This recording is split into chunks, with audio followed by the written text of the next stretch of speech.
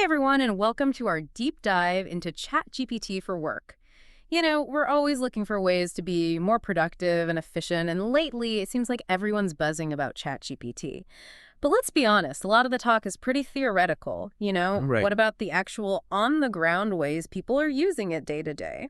Well, today we're going to get into the nitty-gritty of how ChatGPT is really being used in the workplace. Yeah. We've got some amazing insights from a Korean product manager who's actually integrated ChatGPT into their daily workflow, and they're doing some really interesting things. It is really fascinating stuff. So whether you're already using ChatGPT or just curious about its potential, I think you're going to find some really valuable takeaways here. Absolutely. We're talking about specific strategies, time-saving hacks, and even some warnings about potential pitfalls to watch out for. Yeah, you don't want to fall into those traps. So let's dive right in. What really struck me about this Korean PM's approach is that they're not just using ChatGPT, they're actually creating specialized ChatGPT personas within the platform. Yeah. Personas is such an interesting concept, right? So what does that mean exactly? Like, are they giving ChatGPT different personalities? Exactly.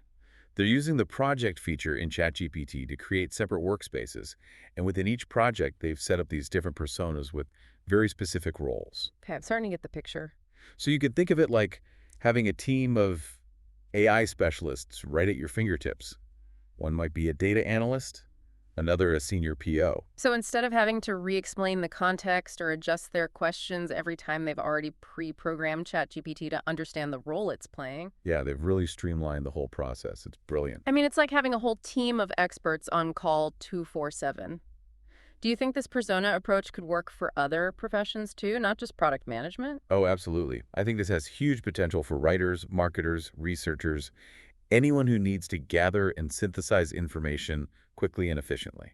And speaking of quickly, this PM claims to have cut their research time in AGF by using ChatGPT in some really creative ways. That's amazing. For example, they'll upload a bunch of documents like research papers, articles, even YouTube transcripts. Wait, how do they get YouTube transcripts into ChatGPT? They use a Chrome extension, pretty handy, right? That's so smart. So they upload all this stuff, and then they ask ChatGPT to analyze the information and suggest how it might apply to their own product. So it's like having this super-powered research assistant that can sift through mountains of data and pull out the most relevant insights. Exactly. Now, all this talk about ChatGPT's potential has probably got you thinking about its real-world applications, but before we get too carried away, we need to talk about the potential downsides. Yeah, it's not all sunshine and roses, right? This PM is very upfront about these, and I think their cautions are essential for anyone considering using ChatGPT for important tasks. Definitely. The first caution is about what's called hallucination.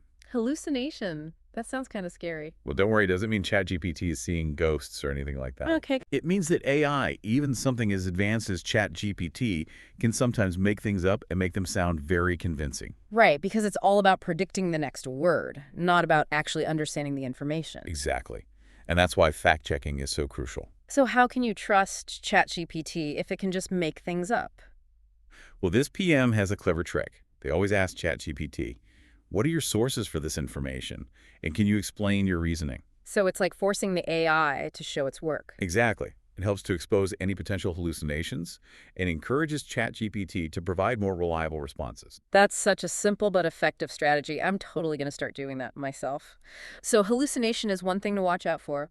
What else did the PM warn about? The next caution is about what they call ChatGPT style. Mm. Basically, the writing can be pretty generic and easily identifiable, which means you don't want to just copy and paste everything it spits out. Oh yeah, I've definitely seen that ChatGPT style. Have you noticed it too? How can our listeners learn to spot it and avoid sounding like they just ripped off a chatbot?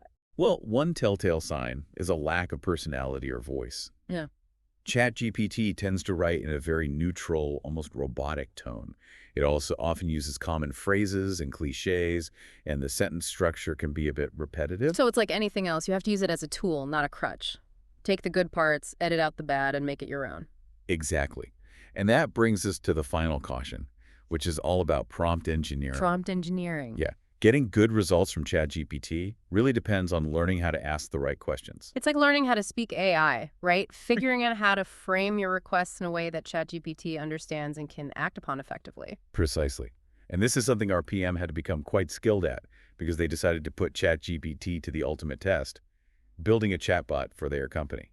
Now, while ChatGPT can do some pretty amazing things, building a truly reliable and useful chatbot with it is no walk in the park. Oh, it can be a real headache. Remember all those limitations we talked about? Well, RPM faced them head on when creating their chatbot. Yeah, it was a real trial by fire. And it really highlights the importance of understanding not only what ChatGPT can do, but also its limitations. Absolutely. You got to know what you're getting into. So they actually decided to create a chatbot using ChatGPT. Whoa, that's ambitious. I bet they ran into some interesting challenges along the way. Oh, absolutely. Hmm. One of the biggest hurdles was, shaping the chatbot's personality and making sure it stayed on track. Right, because chatbots, they need some kind of guardrails, don't they? Exactly. They need a set of instructions, almost like a rule book, to guide their responses, and these are called system prompts. Okay, system prompt. So it's like setting boundaries for the chatbot, making sure it stays focused on its intended purpose. Precisely. Imagine you give the chatbot a system prompt that says, "You are a friendly and helpful customer service agent." Mm-hmm. That prompt sets the tone and limits what the chatbot can say, keeps it focused on providing customer support. Gotcha. But I bet crafting those system prompts is a lot harder than it sounds. Oh, it definitely is. It's like teaching a very literal-minded student how to have a nuanced conversation. Right, because you have to be so precise. Exactly. Too specific, and the chatbot becomes rigid and boring. Too loose, and it starts going off script, making things up. And we know how good ChatGPT is at making things up. Right, exactly. Yeah. The PM described it as training a mischievous child. They had to find that sweet spot where the chatbot was informative and helpful without straying too far from the intended purpose. Sounds like a delicate balancing act. It really is. And even with those carefully crafted system prompts, they still ran into some of the limitations we talked about earlier. Like what kind of limitations? Well, one particularly frustrating challenge was ChatGPT's short-term memory, or lack thereof. Oh, no. Yeah, the AI would often forget previous parts of the conversation, which led to repetitive questions and inconsistent responses. Oh, I can relate to that. Have you ever had a conversation with someone who just can't seem to remember what you said 2 minutes ago? It's incredibly frustrating. I know exactly what you mean. And it's just as bad with the chatbot. So how did the PM work around that memory issue? They found some workarounds by, incorporating summaries of past interactions or specific data points into the prompts. But it was still a constant battle. So it wasn't a perfect solution. Not at all. And to make matters worse, ChatGPT doesn't exactly excel at math. Uh-oh. That sounds like a problem. It definitely was. The PM initially thought it was a prompting issue, but they soon realized that ChatGPT struggles with even basic arithmetic. You're kidding. Nope. They said they learned that lesson the hard way when the chatbot tried to calculate a discount and ended up giving customers way more money off than intended. Yikes. I guess we won't be relying on ChatGPT to balance our budgets anytime soon. Probably not a good idea. So to work around that, they had to get creative. They limited any calculations in the chatbot's responses and manually input results whenever math was involved. That sounds tedious. But I guess it's a necessary evil when you're working with the limitations of current AI. Exactly. Right. It's all about finding those workarounds. Were there any other unexpected challenges they had to overcome? Yeah. Well, they discovered that the length and placement of prompts can significantly impact the chatbot's performance. ChatGPT often missed crucial instructions that were buried in these long and complicated prompts.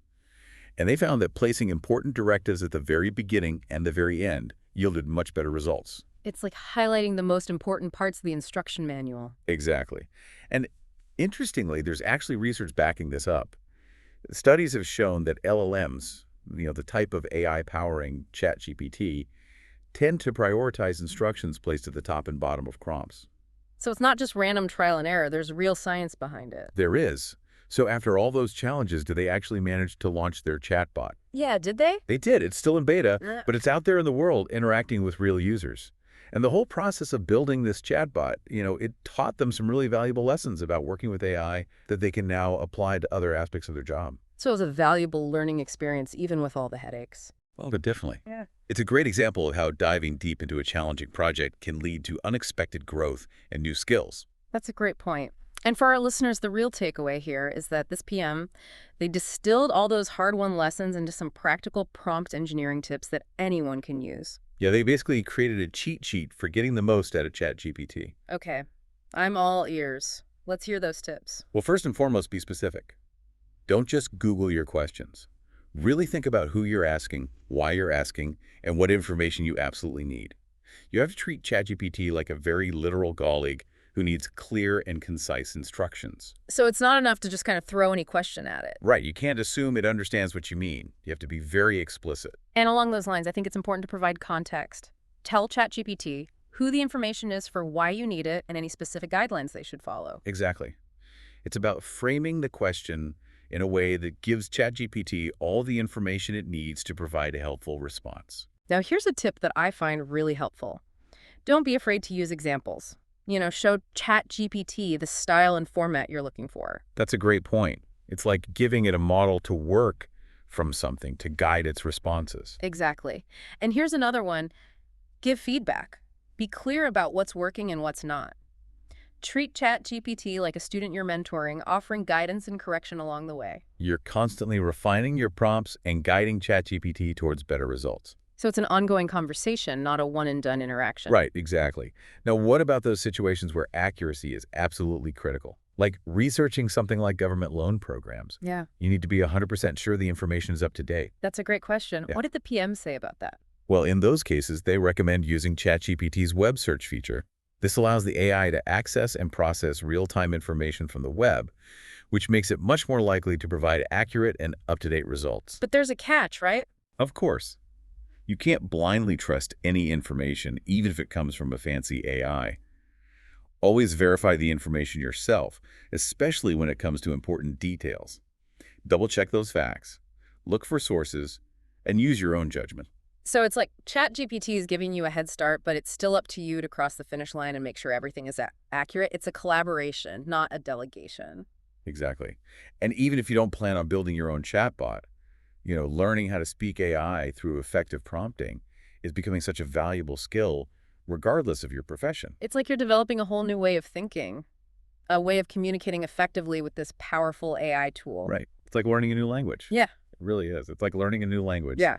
But, one that can help you work smarter and faster. Exactly. So it sounds like this Korean PM's experience is a real testament to the power of, embracing these new technologies and learning how to use them effectively. Oh, for sure. They went from being a total ChatGPT novice to a bona fide prompt engineer building their own chatbot and, extracting all these valuable lessons along the way. It really shows that anyone can learn this stuff if they're willing to put in the time and effort. Absolutely. And that brings us back to you, our listeners. We've uncovered some really interesting insights about ChatGPT in the workplace. But the most important question is, how can you apply these insights to your work or even your personal life? Right, like maybe you're already using ChatGPT and you could benefit from those prompt engineering tips. Or maybe you've been hesitant to try it, but now you're seeing the potential. Exactly. We've only just scratched the surface today, but I hope this deep dive has at least given you a glimpse into the possibilities and maybe even sparked some ideas for how you can use this technology to your advantage. And if you're hungry for even more insights, we'll be sure to include a link to this Korean PM's video interview in the show notes. They go into even more detail about the process and share some really practical advice. Awesome. All right, so that wraps up our deep dive into ChatGPT for work. It's been a fascinating conversation. Yeah, it really has. I think we've uncovered some really valuable insights. Definitely. Remember, the world of AI is constantly evolving, so stay curious, Yeah. keep experimenting, and who knows what incredible things we'll be able to achieve in the future. Couldn't agree more. Until next time, keep exploring and keep diving deep.